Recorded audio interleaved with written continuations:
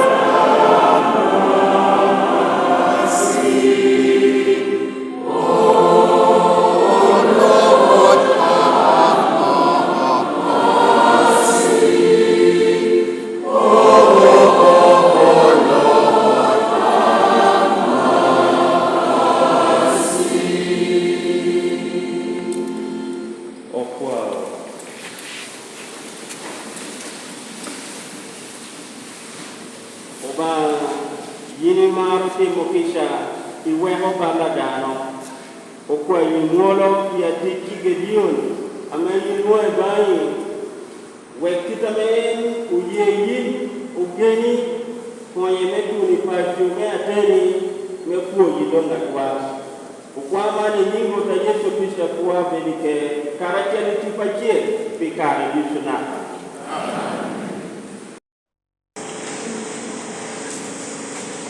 Inino Masha, we got man Messio, Ruot, Obatwe, Bini Yugo Pilwakere, Arama Mecham Amit.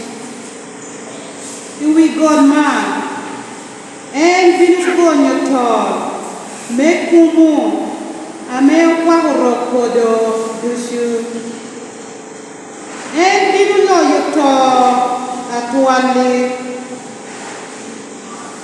Wotoba Binu jua yopigwa Ilem Jodushu And Binu kwani lewit Ame Omaho Wakere Ikaberu Dushu Iwilobo Bien Oba Okoba Man Indine Masha Yodushu Bidukobone Nen Man Obawa Amewan Ukerugen Melarewa Ikome Oba Enata Mewan Umogenwa Ikome Wanu Lelo Kedoben Yom Chun Bien Oba Enolarowa Kop Oba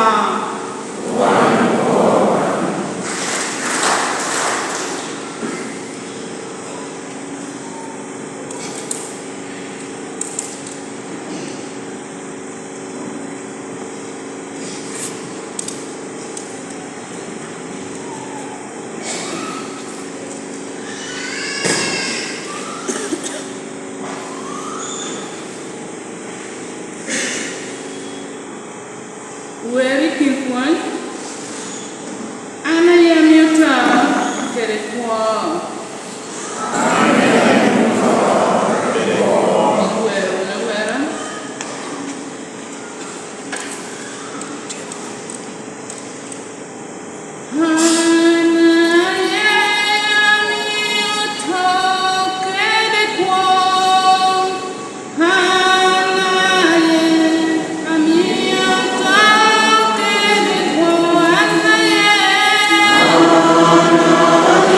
Yeah.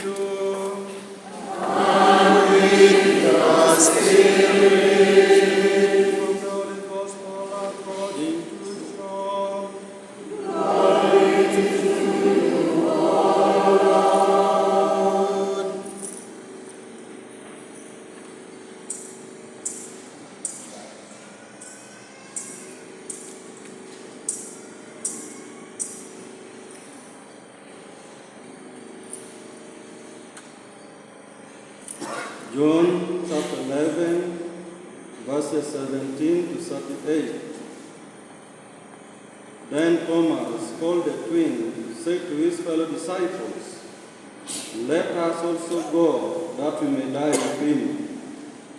When Jesus came, he found that Lazarus had been in the tomb for 4 days. As Bethany is near Jerusalem, about 2 miles away, many Jews had come to Martha and Mary after the death of their brother to comfort them. When Martha heard that Jesus was coming, she went to meet him, while Mary remained sitting in the house. And she said to Jesus, "If you had been here, my brother would not have died. But I know that whatever you ask from God, God will give you."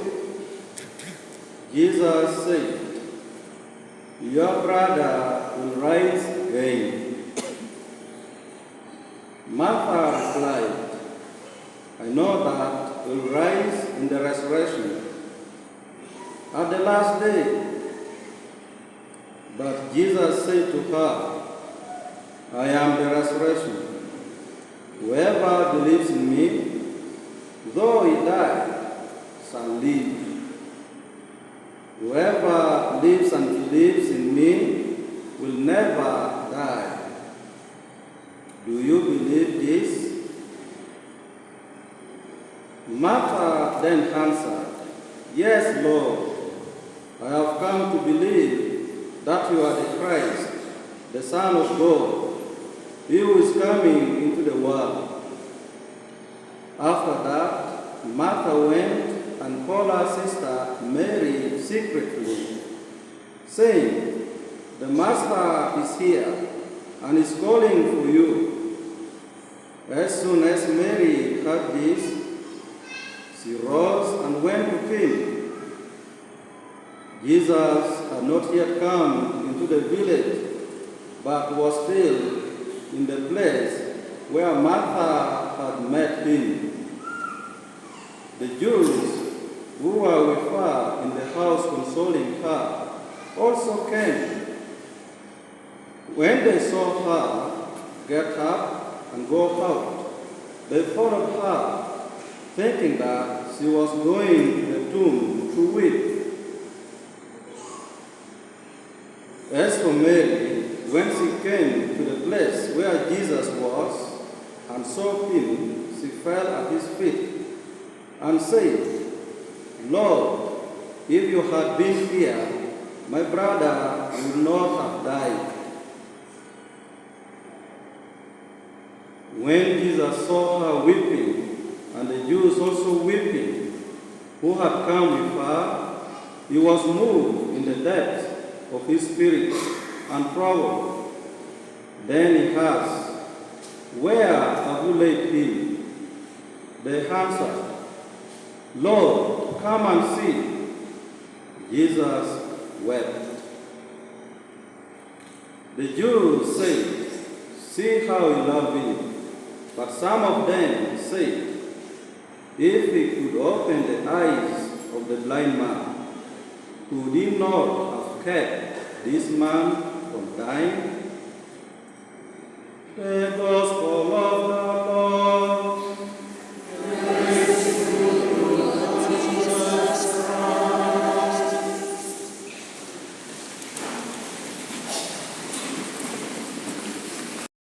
We are filled with gratitude to God who has given life to our brothers. We are filled with gratitude to our brother who has worked with us. He has done many things. We are saying, "Thank you, Brother Gedion." And we are thanking him for his parents, his relatives, and all of us, as you know, our brother battled seriously with the sickness. And did not battle alone. The Christians, we gathered around and we contributed in one way or the other. We are saying thank you for journeying with our brother in in the battle with sickness. The belief in life after death. You don't need to be a Christian, but this belief in life after death is it is in all religions. The Islam, there's belief in life after death. In Judaism, and to some people, they have that aspect of life after death, to some reincarnation. But for us as Christians, we believe in life after death. And this belief in life after death has power to affect our lives, has power to guide the way we live our life. And what waits for us in life after death? There are three things: heaven, hell, and purgatory. And these are the rewards that God will give us at the end of our life, which will depend on how we have lived our life. And life after death, we shall have the communion of the saints. What does it mean, the communion of the saints? We shall commune with God. We shall have that communion with God. We shall look at God face to face. And secondly, the communion of the saints means we shall interact with the saints, those who have passed ahead of us. Then thirdly, we shall relate with our brothers who are still here on earth. You may ask yourself, how is it possible to have this communion with the saints? It is only through Jesus Christ. When Jesus Christ died on the cross, we are told that the curtain was torn into two, and this is a symbol of new life. The death of Jesus Christ opened for us the doorway to new life. Then another question: where is it possible to have this communion with the saints? We are told in John, the Gospel of John, chapter 20, verses 14 to 20. We see Mary Magdalene looking for Jesus in a tomb. But when she wanted to touch Jesus, Jesus told her, "Do not touch me, for I have not yet ascended to the Father. But go to Galilee." Galilee is not just a mere geographical location, but Galilee is a symbolic place, a place of communion with God, a place where our lives shall be re-energized, a place where we shall have a new vision. Mary Magdalene had lost faith, hope, but they were told, the disciples, to go back to Galilee. We too, this day put us apart. It's a call to come to Galilee, where we shall be re-energized, where we shall have a new dream, a new vision in life. Third question: with whom shall we have this communion with the saints? With our brothers and sisters. In heaven we shall relate as brothers and sisters. The story of the 7 brothers who married one wife and all died, and they asked at the end of their life, whose wife shall she be? Jesus responded by saying, in heaven there is no marriage. They will live like angels, like brothers and sisters. At one time, all of us, we shall have this communion as brothers and sisters.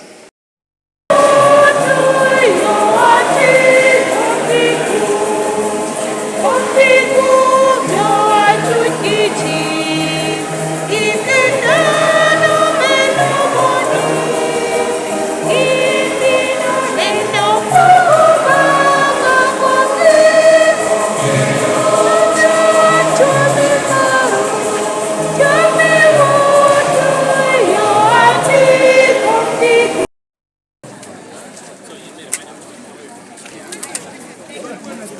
Ini